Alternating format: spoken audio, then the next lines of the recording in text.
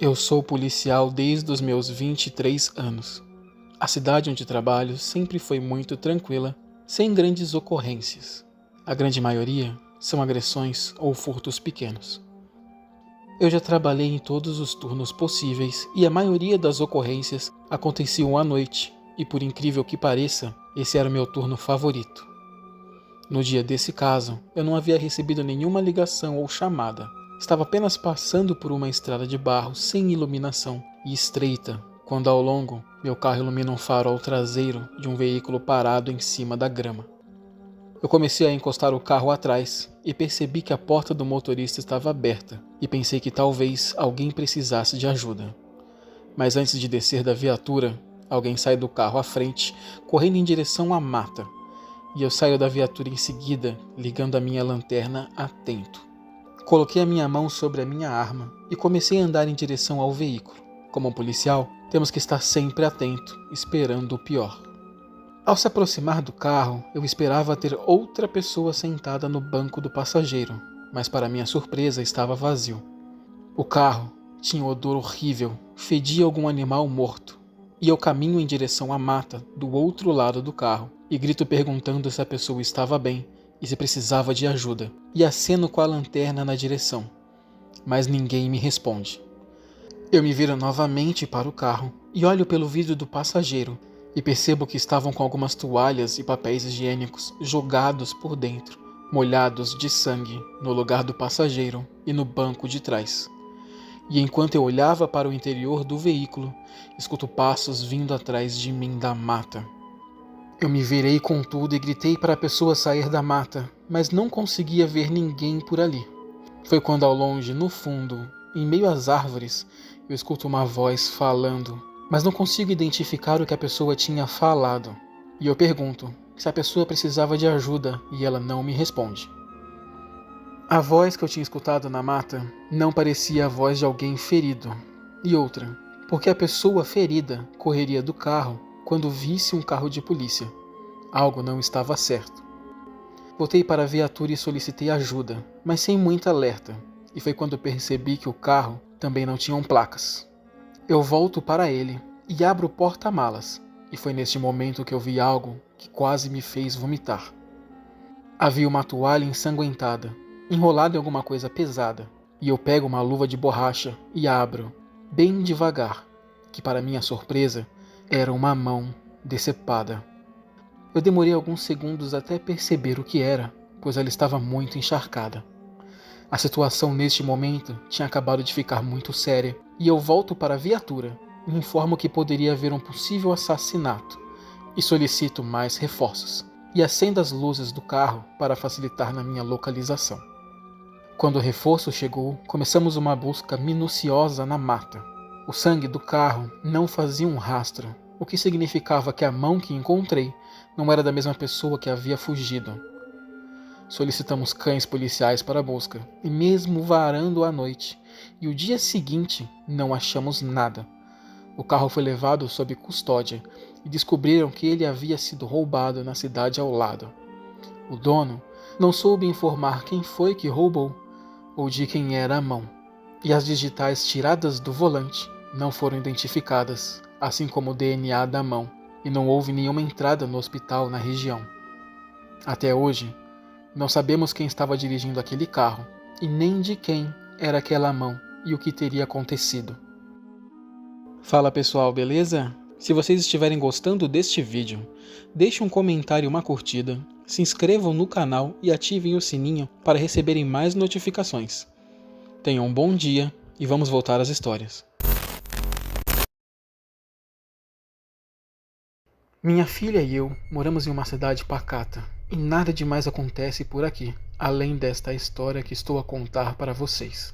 Meu primo, que todos chamavam de Bob, tem sido policial há 5 anos, e neste período ele sempre quis fazer a diferença para a vida das pessoas, sendo aquele policial honesto que ajuda a todos. Um dia, ele e o parceiro receberam um chamado para uma casa que as pessoas pensavam que era abandonada por anos. E só pelos boatos já deve imaginar como era o lugar.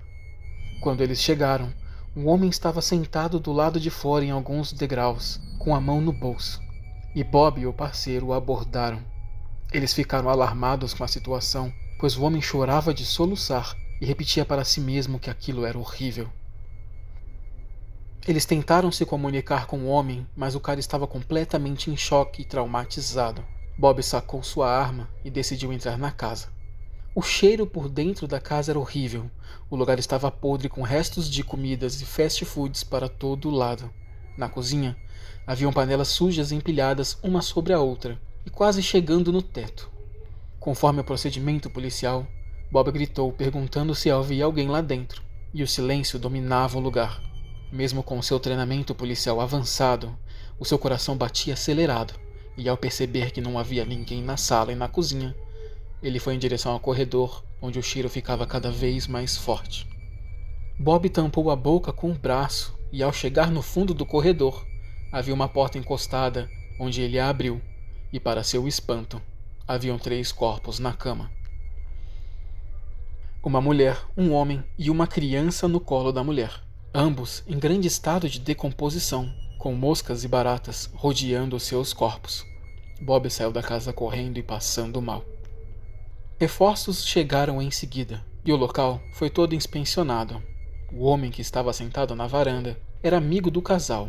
Haviam trabalhado juntos em uma fábrica ali por perto, e por não ter notícias, ele foi visitá-los, para ver se estava tudo bem.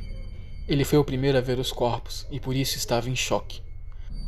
O casal tinha um sério problema com drogas. Foi contestado que a filha do casal veio a falecer primeiro, por negligência de ambos, e em seguida, os dois, ao perceber a situação, se doparam.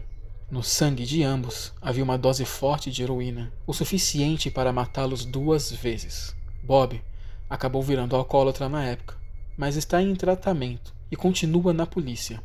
Hoje ele está quase recuperado, mas sempre que conversamos com ele lembra deste caso e conta que ainda tem pesadelos com tudo aquilo. E que nos seus sonhos, o bebê chora.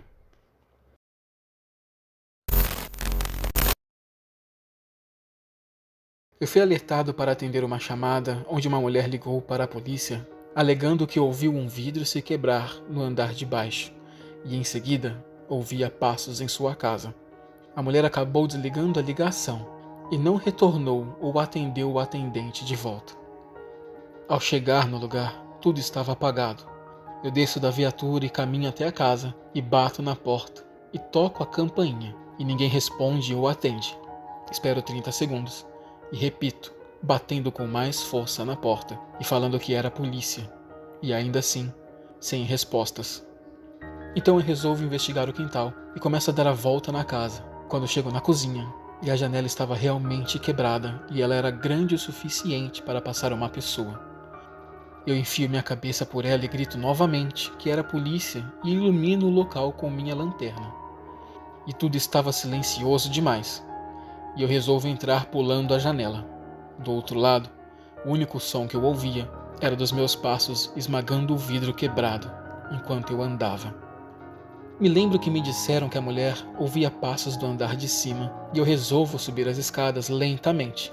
E ao chegar no outro andar, pergunto novamente se tem alguém por ali. E dessa vez, escuto bem baixo uma voz de mulher dizendo sim. Eu sigo a voz até um quarto e a mulher está sentada na cama, com as pernas cruzadas e um cobertor nos pés, que iam até o chão. Eu pergunto se está tudo bem e se tinha alguém ali. E ela me responde com uma voz de nervosismo que sim, que estava bem e que não tinha ninguém por ali. Mas ao mesmo tempo, mexia os olhos para baixo rapidamente e voltava a me olhar. Eu faço um gesto com a cabeça apontando para baixo da cama e ela acena que sim. E então entendo que há alguém abaixo da cama e falo para a mulher que tudo bem, que preciso que ela se levante e venha preencher alguns formulários informando que estive ali para poder ir embora. E quando ela se levanta, eu a empurro para fora do quarto, saco minha arma e grito. Saia debaixo da cama com as mãos para o alto. Quando uma arma é jogado para fora e um homem de meia idade se arrasta debaixo da cama para fora. O homem foi preso por invasão. A mulher havia desligado a ligação quando percebeu que o homem subia as escadas e ficou com medo dele ouvir a chamada e não atendeu em seguida, pois o homem tinha encontrado. O cara, Ao ver a chegada da polícia, disse para que ela ficasse em cima da cama enquanto ele se escondia embaixo dela. E se ela falasse que estava ali, ele ia atirar. Por sorte, ele não percebeu nossa conversa por sinais e nossa movimentação.